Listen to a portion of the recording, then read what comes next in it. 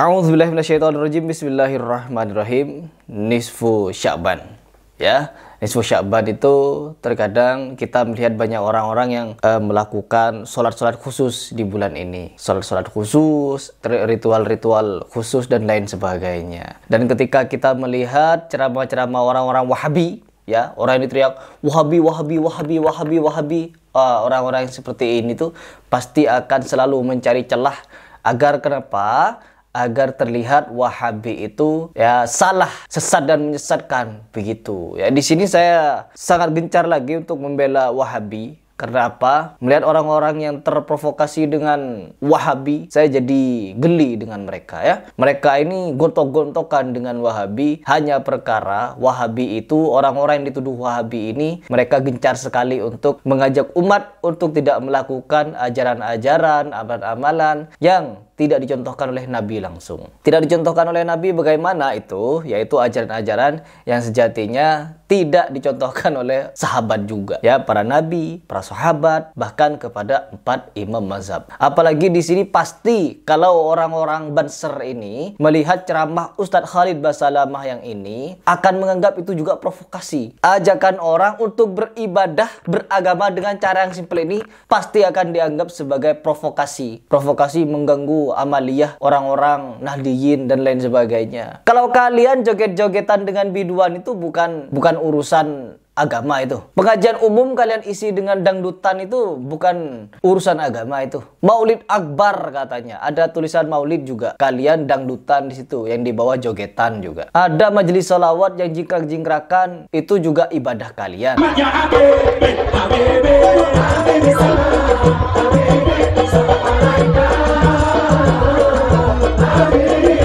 Majelis salawat. Apa salawat?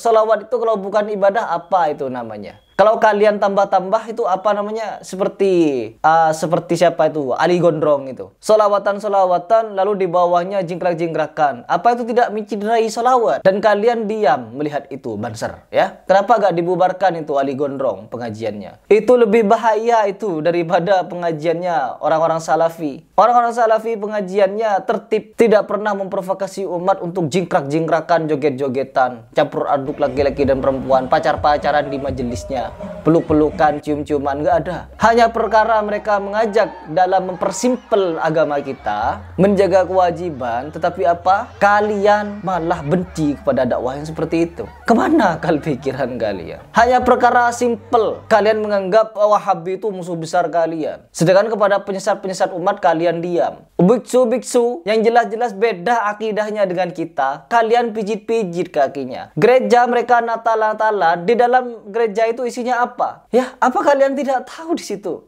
Ya Allah, apa kalian tidak tahu di dalam gereja itu apa? Isinya ngapain? Allah, biksu itu ibadah. Kalau perihal muamalah, perihal hubungan sosial, kita boleh berbaik-baik dengan orang-orang non-muslim.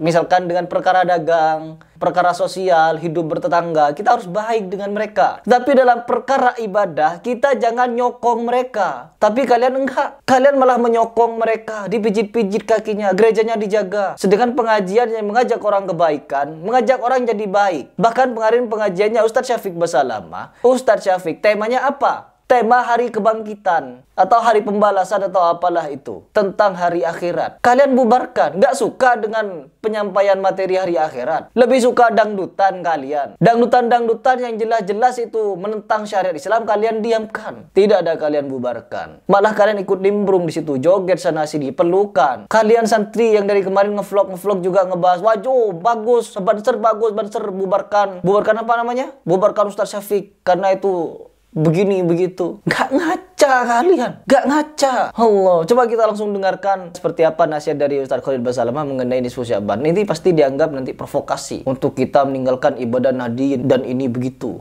Ada-ada saja kalian ini. Kemarin banyak dari kalangan Islam yang berduyun-duyun ke masjid meramaikan malam nisfu Sya'ban sambil membawa air mineral untuk didoakan. Ada yang baca surah Yasin 3 kali berjamaah dengan diniatkan untuk panjang umur, memperoleh rezeki dan mendapatkan husnul khatimah. Dan juga dilanjutkan dengan sholat sunnah.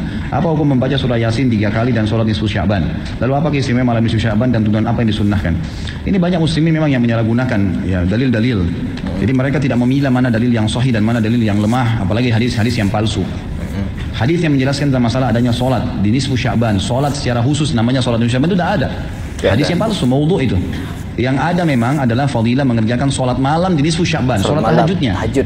Sholat tahajud seperti biasa, tapi khusus malam nisfu Sya'ban punya fadilah.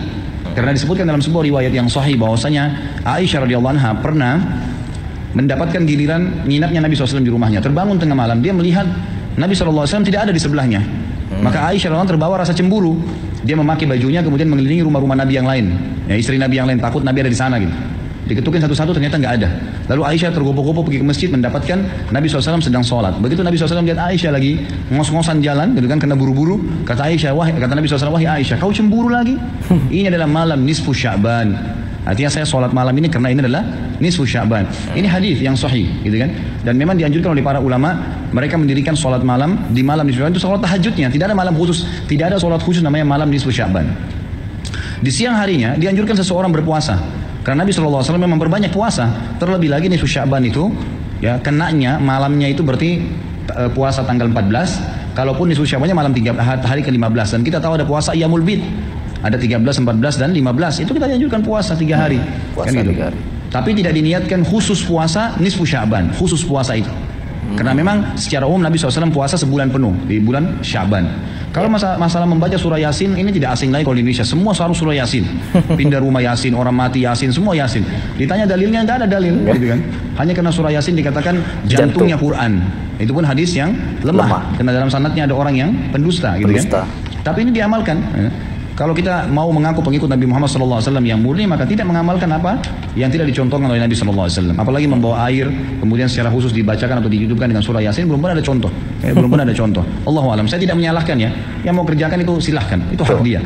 Tapi saya pribadi menyarankan, apalagi jemaah yang ikut dengan pengajian saya atau yang mendengarkan ceramah kita, murnikan ibadah kembali kepada Nabi SAW. Nabi SAW tidak menghembuskan nafas terakhir kecuali sudah mengajarkan semua yang kita butuhkan. Jadi tidak perlu ditambah. Betul. Kalau kita tambah seperti kita sedang mengatakan, maaf Rasulullah, saya lebih paham daripada Anda. Nabi nggak pernah baca Yasin 3 kali di malam nisfu Sya'ban, nggak apa-apa kan, bagus. Loh, Nabi mau nggak pernah lakukan. Nabi yang terima dari langit wahyu, nggak pernah lakukan, nggak apa-apa. Berarti sama saja Anda bilang, maaf Rasulullah, saya lebih ngerti. Kan itu. Ini keliru, nggak boleh. Kan itu. Jangan tambah-tambah agama, biarkan dalam keadaan murni. Sedangkan murni saya sudah banyak sekali yang kita bengkalekan, apalagi kalau ditambah-tambah. Gitu. Pasti pengajian seperti ini dianggap provokasi. Pengajian seperti ini dianggap menyalah-nyalahkan. Padahal jelas tadi Ustaz Khalid menyatakan saya tidak menyalah-nyalahkan. Tetapi di sini mengajak untuk kita meninggalkan amalan-amalan yang tidak dikerjakan oleh Rasulullah. Apalagi itu bersumber dari hadis yang ada pendusta di dalamnya. Ya, kalau sudah ada pendusta, beda halnya dengan ceritanya siapa? Yaitu Bilal bin Rabah. Bilal bin Rabah yang melaksanakan sholat setelah wudhu. Kalau itu memang ada di zaman Nabi Muhammad SAW, tapi hanya Bilal. Sahabat-sahabat yang lain tidak ada. Bahkan setelah Rasulullah SAW pun wafat, tidak ada orang yang menambah-nambahkan perkara sholat. Ya, tidak ada. Meskipun dia adalah seorang khalifah seperti Abu Bakar, Umar, Utsman, dan Ali. Ya, tidak ada yang menambah-nambahkan ibadah. Ya, kita di sini memang cenderung ya kalau di perihal spiritual seperti ini tuh banyak gesekan. Ya, banyak gesekan, apalagi di dalam perkara untuk mempersimpel ibadah. Kalau sekarang sholawatan yang diisi dengan joget-joget, tawuran, jingkrak-jingkrakan, bawa baliho besar-besaran, pacaran, ya, sholawatan diisi dengan jaranan, celana ketat pendek, goyang-goyang di depan jemaah laki-laki, itu gak apa-apa itu bagi banser. Yang berbahaya tuh pengajiannya Ustaz Khalid, yang di dalam masjid ngajak orang beribadah dengan yang simple-simple saja. Itu yang salah bagi mereka. Saya tidak punya banyak komentar. Kalian silahkan komentar saja di bawah.